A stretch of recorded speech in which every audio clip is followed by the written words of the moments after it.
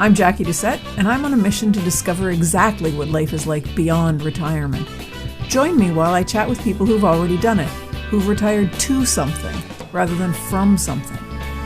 Let's find out together exactly what's waiting for us when we say goodbye to that 9 to 5. Hi, everyone. Welcome to another episode of Beyond Retirement. Today, I'm really excited because I've got Joe Casey, whose podcast, Retirement Wisdom, is one that I listen to regularly.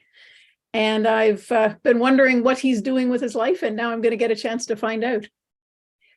Business Insider named Joe one of 23 innovative coaches who are making a difference, and Joe is making that difference by helping people explore new options and discover a new direction after their primary careers come to an end, a direction that offers new purpose and greater meaning in the second half of life. In short, he helps people who aren't done yet figure out what's next. Joe, thanks for joining me today. Jackie, it's great to be on here. I appreciate your podcast and love your episodes. Thanks. I usually start by asking my guests to talk about how they ended up where they are. And I know that you had a very good career in HR with Merrill Lynch before changing direction. So can you talk a little bit about what was going on in your life and why you chose to move into the niche you're in now? Sure. No, I appreciate it. It was really in two stages.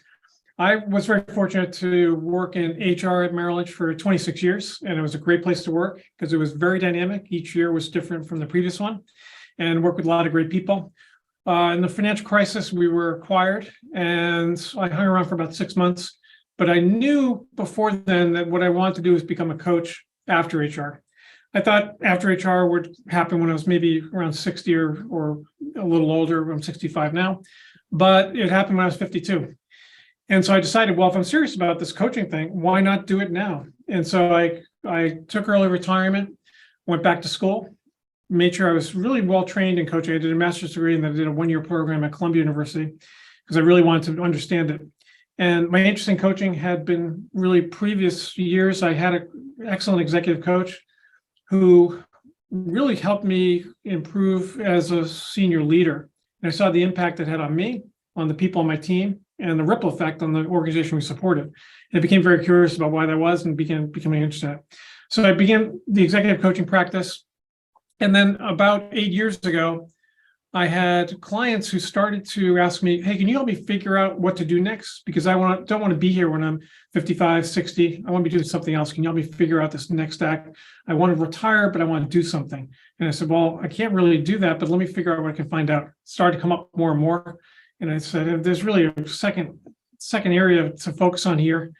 And again, because as my wife says, I have a lot to learn, I always have a lot to learn. I went back to school again, did a master's in gerontology at the University of Southern California, study of aging, and really began coaching people on what to do next. And that's been a very rewarding experience working with people. Wow. So you really kind of went all out when you decided you were going to go into this. You took that on as a second career, just like you're teaching other people how to move forward. Yes, I'm an all-out kind of person, but I do both. I work with companies. Companies hire me to work with their leaders. I still do that quite a bit, and then I also do the retirement side as well. And the podcasting aspect, as you know, for yourself, it's been really illuminating because I get to talk to fascinating people like yourself, learn something new every week, and so that's been a good combination. Oh, exactly. I love the podcasting. I love the people that we get to meet.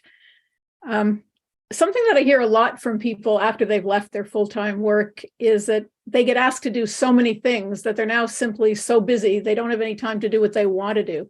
Is that something you've encountered? And how do you encourage people who say that? So I think it's a great point because I often say one of the most important words to bring to retirement with you is the word no. And that's sometimes really hard for people. The good news is coming in to what I do now from HR, the only word we knew in HR was no. So we had an advantage. But I think it's really about, all kidding aside, getting clear on what your priorities are, what you really want to do. And then secondly, having an experimental approach, not going all in. And I think when people retire, sometimes they dive in because there's a void in time and they overcommit. And then it's awkward and difficult sometimes to remove yourself from things.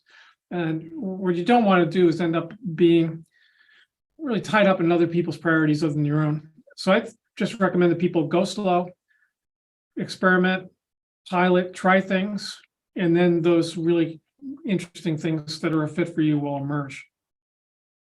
So that's a big key, I think, is the go slow rather than going all in with the first thing that comes along. And I think a lot of people do that, as you say, and then they find themselves stuck in it the way they were stuck in a career before, perhaps, without a way out of it. One of the things that every retirement coach I've spoken with says that if you want to really get success post-retirement in your life, you have to have some kind of a purpose. And I think that kind of leads back to the figuring out what it is you want to do rather than jumping into everything. But you have to jump into a few things to figure out your purpose. Do you agree with that, or do you have a better way to find your purpose? I have a little different focus on purpose. I understand and appreciate the importance of it. But I think in retirement, I personally think a lot of retirement coaches do people a disservice by saying you need a new purpose, because it's kind of an overwhelming thing. I went on Amazon, I went to Home Depot, I went to Walmart, and I couldn't find a purpose anywhere.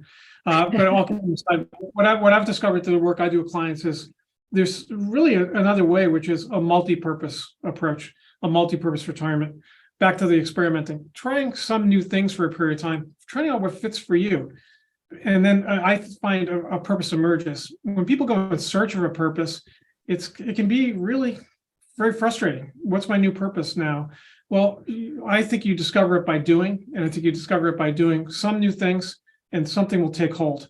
But I caution people to not get frustrated because they go 2-3 years in retirement and I don't have my purpose. You can discover one, but it's usually going to come from doing things. And that kind of leads back to the idea of doing things, but not going all in with one thing at a time. It's like spread yourself out a little bit so you can see what's out there and find the things that interest you. And if you're a lucky person who knows what you want to do, great, go after it. And you got a clear purpose. That's a wonderful thing. But I think most people coming out of a career are really looking for, well, what is this thing that's going to drive me? And I think keeping an open mind, being willing to try some new things, I think is very important. What I've discovered in working with some people, particularly people who are expert, like physicians or even business people who are really well known in their field, are really good at what they do. They actually are really reluctant to try something new because they don't want to look bad. Trying new things is easy for me because I'm very used to looking bad. I'm not, but I was really thrown at first when a lot of the clients I was working with, particularly the physicians, were not willing to just basic stuff, like fun stuff, try new, because they hadn't been in a situation where they weren't the expert for decades, and it was really daunting. And so I really started to get more skillful and get him. So let's break it down. Let's start, try it. It's not about how you look. You can't be good at something right away. Matter of fact, you usually get worse before you get better. But what is the thing that interests you, and be willing to give it a try? And it really they had to reframe their expectations that way. But I really had to get an understanding that they hadn't been in that situation for quite some time. I find too, a lot of people say they don't know anything besides what they're doing as their job, and they can't leave because that's all they know. And I think it goes back to that, being scared to try something new because it is new, and not really knowing what their interests are because they put them on the shelf for so long.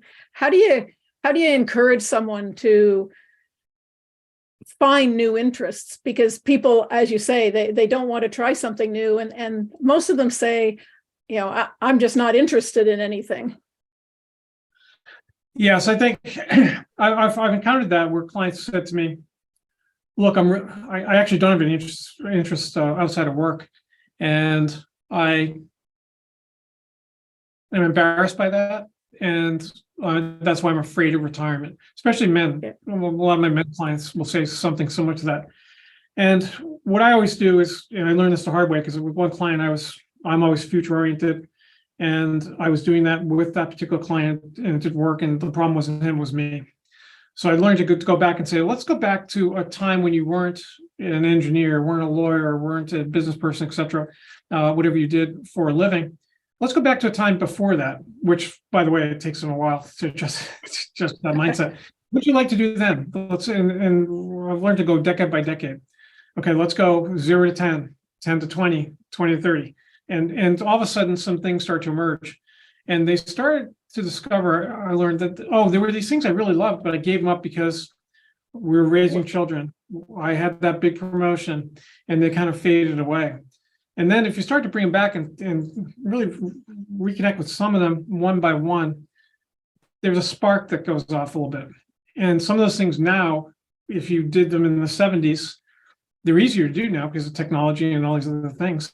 And it's easier to reconnect. It's easier to take it to the next level. So I found people looking back is a great way to spur yourself to go forward. The other thing is to try something with others. To try something with other people. If there's some people that like to do something, particularly if they're also beginners, doing it with someone else can make it easier. And then third, bring your sense of humor. It's you're doing something new. It's supposed to be fun.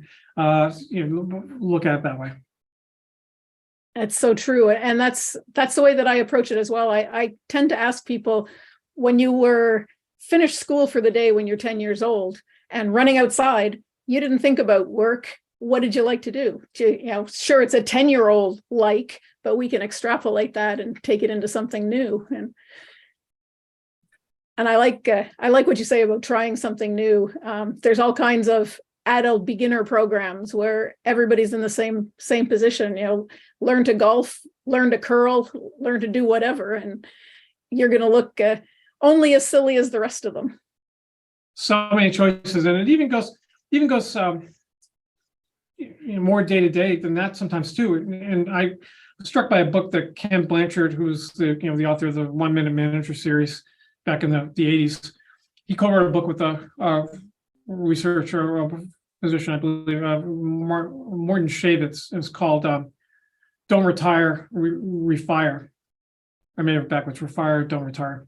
And it really made an impression on me because he talked about they had this serendipity club. And there was only one rule in the serendipity club: you can't say no. The way it worked was that on Friday afternoon, they would send out the invitation to a small group of people that were going to have dinner that night together. And they would always go to a new restaurant with a new type of food, and you couldn't turn it down. And I thought, what a great idea. And years later, I was in Washington, D.C. with our youngest daughter, who was in college at the time. And she said, Dad, where do you want to go to dinner tonight? So I rattled off a list of my favorite places there and said, well, let's try this Ethiopian restaurant. And it's great because there are no utensils. You'll love it. I said, no, let's go to so-and-so, such place, tried and true. And I stopped in my tracks. I remembered the Serendipity Club. And I said, okay, let's do it. Because sometimes our first reaction is, no, let's stay with the tried and true. But it was a great experience. I've been there several times since. And it was a great reminder for me. So be open to trying new foods, new things as well. It can be very, there's plenty of opportunities all the time. That's a great idea. I read a book also, The Year of Saying Yes. I think Shonda Rhimes, and the whole premise is the same thing. She didn't say no to anything for an entire year, and it's tough. So, what do you feel are the biggest problems that most people have when they're faced with retirement? There are a few that I see in the work I do. The first one is not thinking about the non-financial side of it. They will get the money right, have an advisor, work the spreadsheets, do the plans, and that's important. It's critical. But then kind of put off what am I going to do with my time? How am I going to invest my time? And then all of a sudden it becomes something different, something more challenging than expected after the honeymoon period. Because once you do retire, it's great. You have freedom of time. That annoying boss isn't top of mind anymore, and that annoying coworker isn't part of your day-to-day. No alarm clock, all that stuff. But then it's hard to have a 20, 30-year vacation. Even that becomes a little bit of a burden. So I think failing to plan for how you're going to invest your time is one thing. The second thing is really not looking at the emotional side of retirement, which is when you leave the office on that last day and you go home, you're going to bring some things with you, some files, et cetera, things from your office. But what's also coming with you and waiting for you when you get home is your emotional stuff that you put off during your working career. So thinking about, how are you going to feel, what's your attitude? So it's one of the most important assets you can bring is your attitude. How do you think about getting older, for example? And how are you going to use that time? So those are the two things. The other one is connected to the emotions, and that what I see a lot is especially among my male clients, is fear of uncertainty, fear of the unknown, fear of being bored. And so it's coming to grips with that, saying, okay, this is new, this is uncharted territory. What am I going to do about it? But you're really labeling that and getting into being able to, sit with that and move forward, because it's a natural feeling to be afraid of an uncertain period like that and start to build your own certainty. So we've got failure to plan for the non-financial things, the emotions that you have to take with you from work, fear and uncertainty. So let's go into each one of those. How do you help someone through them? Sure. So the first one is the core of the work I do, and that's let's plan for how you're going to invest your time. Looking at it like an investment decision, because a lot of people I work with have covered the financial side well. They've done that work, and so now it's shifting. And I always tell people the financial side, whether you do it yourself or with an advisor, is a left brain type of thing. It's quantitative, it's linear, it's logical. But you move into this side, how you're going to invest your time, and it's a right brain thing. And for some people, that's a big challenge because it takes imagination. And that's what you want to add into the mix. You want to be able to imagine what life could be like in this phase. And how do you really want to explore some things and take on some new things, do some things for yourself and with others who are important to you in your life. So we really start using, I use a process called Design Your Life, which is developed by two Stanford professors, Dave Evans and Bill Burnett. I'm one of the few people, I think, still one of their certified coaches using it for retirement. And it's a great way to get people to use the principles of design thinking to imagine alternative visions of their future. So 5-year windows, here's one pathway, let's compare it to another pathway. And then the third one is a wild card. What could you do if there were no obstacles, financial, geographic, et cetera, just for fun? And those really open people's thinking up quite a bit. And again, it's a right brain exercise, and there's a lot that leads up to it. And after that, the rubber meets the road, because just like a new product, you'd want to prototype your ideas. So you have conversations with people who are doing some of the things today that you might want to do down the road. And you learn a lot more about them. You develop some new connections and relationships, and you give yourself a chance to try to test some of the things you have in mind. So that's the way I get people involved in that is through that particular process. It's usually about 6 coaching sessions to go through it. I always tell people, you can do it yourself. It's a great book, came out in 2016. Get the 2016 version, not the later ones, which are more work-oriented. But if you do buy the book and you do it yourself, don't read the book.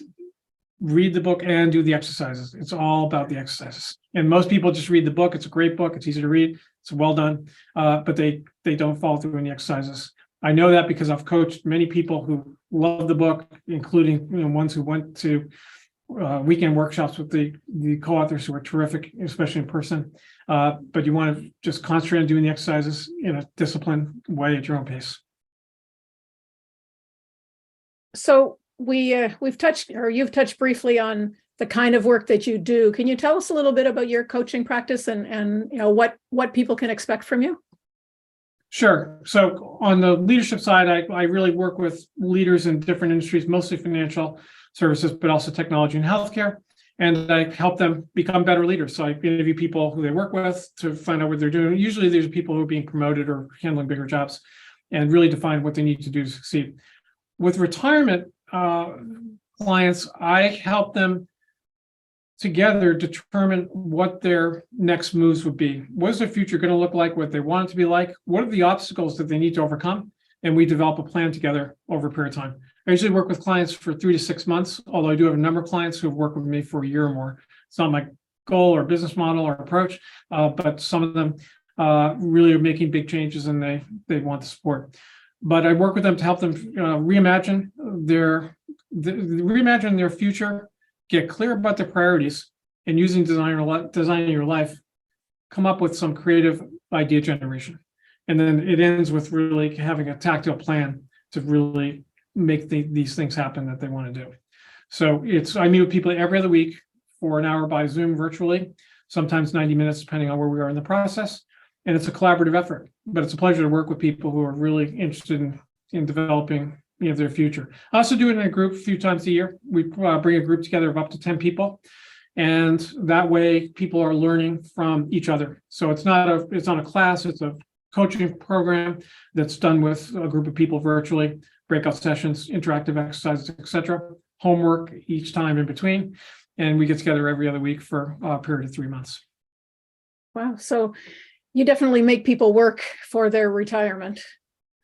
Well, it's just like I know your career, so your LinkedIn profile, anything that's worth it requires work and effort. The good news about designing your life work is the exercises they have are not time consuming or actually that heavy lifting.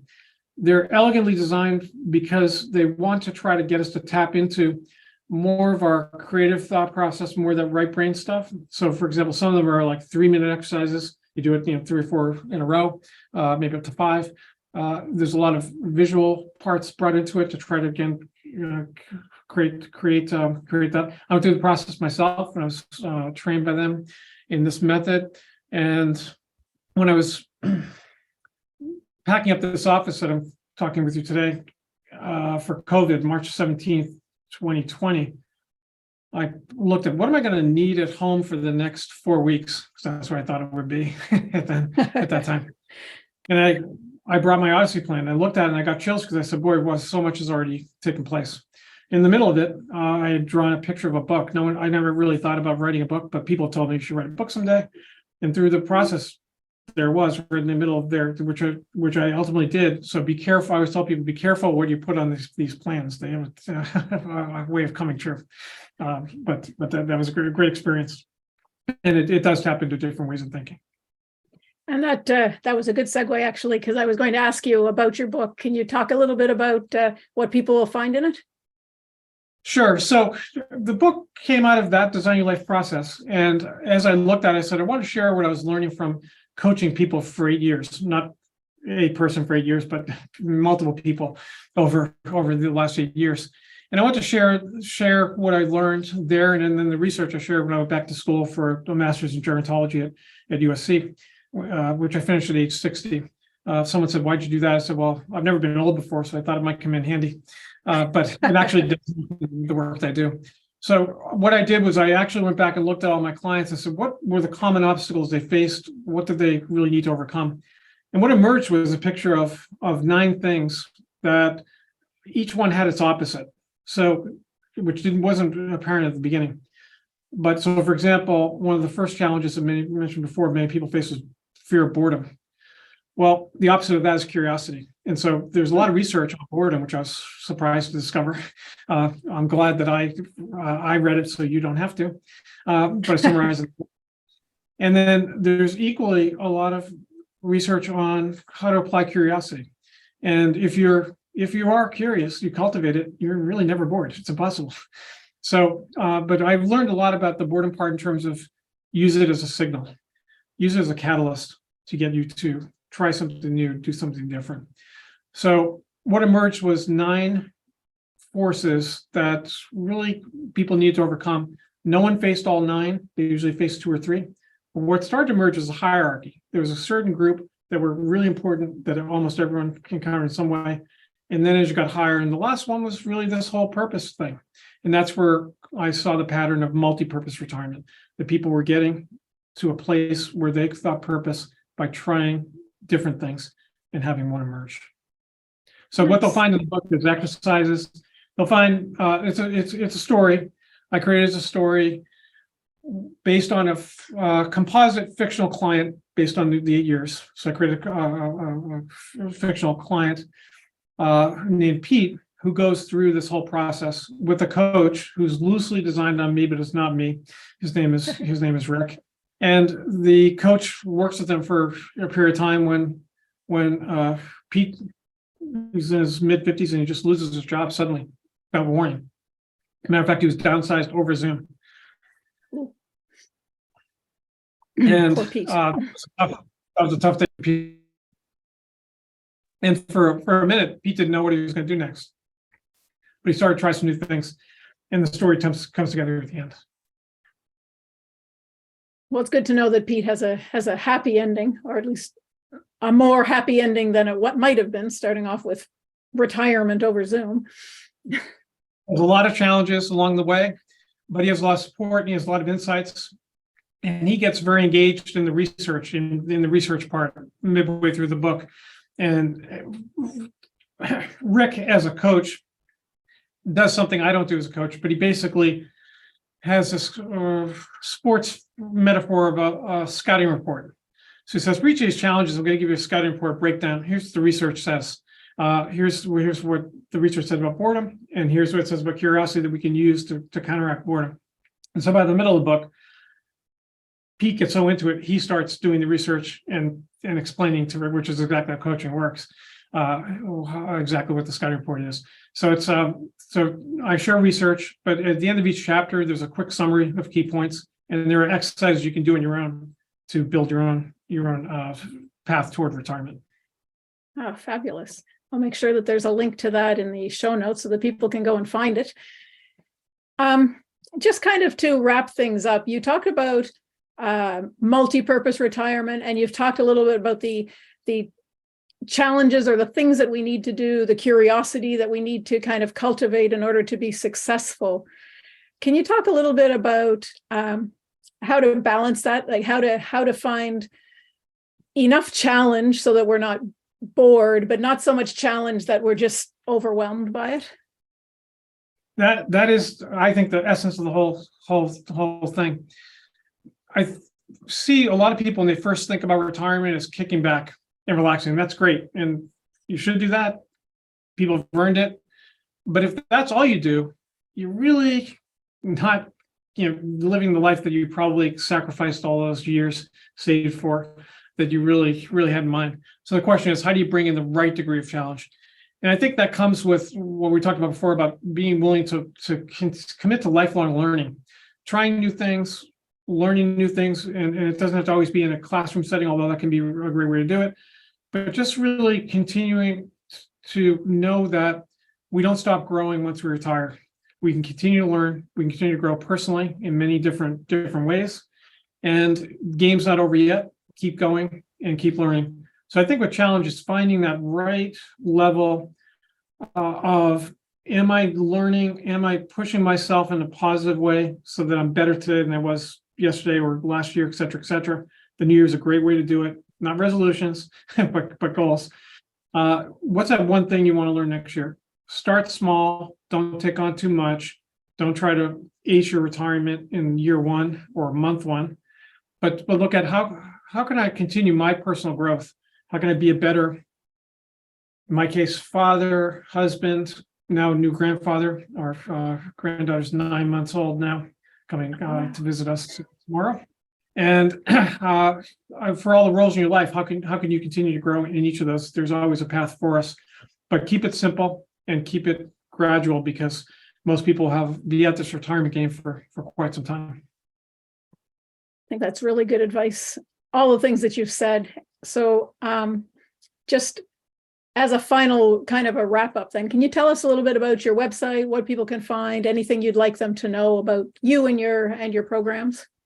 Sure. So the website is really focused on a couple of things. There are blog posts. We have a writer who does some great stuff, Bechtel, for us, who writes on a lot of topics about retirement. I occasionally chime in as well.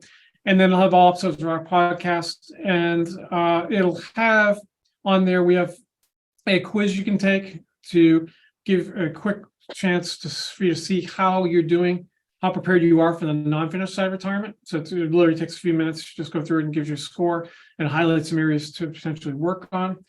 There are currently some retirement calculators on there. They're not proprietary, but there are links to two retirement calculators. There's a link to a longevity calculator on there too, because that's always a big question: how long will I live? It's not going to give you the answer, but it'll give you a place to start. And and then I also do review periodically books that have come across my radar that I think are good about retirement. I've learned that some of the best books on retirement are actually not about retirement; they're about life, and you can apply them to this phase. So I have very short reviews there. Many of them led to me then interviewing the author. So you'll see the links to the podcast if it's appropriate, not all. And I've got some catching up to do in the reviews. And by the way, the book reviews and the podcast links back to what I used to like when I was 10. I used to get in trouble in school, science class in particular, because I was reading under my desk books on baseball. And so one thing I like about the writing the book reviews and following up with conversation with authors is it keeps me reading a new book each and every week on these subjects. So that people find that they're, and then the programs, I have two things I do. I do one-on-one coaching for 36 months with people who are interested in working on the non-financial side of retirement. And then a few times a year, I form a group of up to 10 people where we go through the designing life process together. Nice. Perfect. Well, thank you very much, Joe, for taking the time to chat with me today. I've really enjoyed it. I think that the wisdom that you provide around retirement is second to none. And I know that the people who are coached by you are definitely lucky to have you. Thanks, Jackie. It's great to have the chance to talk to you. It's such a surreal experience to be talking to someone you listen to for so long on a podcast. Exactly. And that's it for this episode of Beyond Retirement. Thank you so much for hanging out with me. I hope you enjoyed it. Are you ready to start rocking your retirement? Head on over to www.beyondretirement.ca/rocking it and sign up to plan out your own roadmap for retirement. Don't wait till it's too late.